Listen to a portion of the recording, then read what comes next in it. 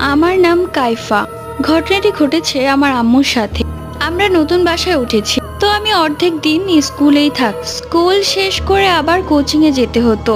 তো এই সময়টাতে মা একাই থাকতো বাড়ি। তো একদিন কোচিং শেষ করতে করতে প্রায় 7:30 বেজে যায়। যেহেতু পরীক্ষা তাই বেশি করেই পড়াচ্ছি। আমি বাড়ি যাওয়ার পর দেখলাম মা কিছুটা ভয়ে ভয়ে আছে। আমি তখন মাকে বললাম, মা, কি হয়েছে তোমার? তুমি ঠিক আছো তো?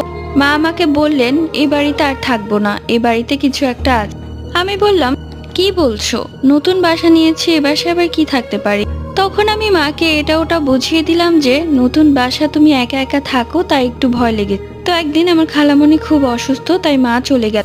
আর আমার পরীক্ষাও শেষ হয়ে গেছে, তাই আমি বাড়িতেই ছিলাম। হঠাৎ করে কারেন্ট চলে গেল। তখন সন্ধ্যা 6টা। আমার মনে হলো ঘরের মধ্যে কেউ দৌড়াদৌড়ি করছে এবং দৌড়ে আমার সামনে এসে দাঁড়িয়েছে কালো অবয়ব। আমি আর কিছু মনে করতে পারলাম।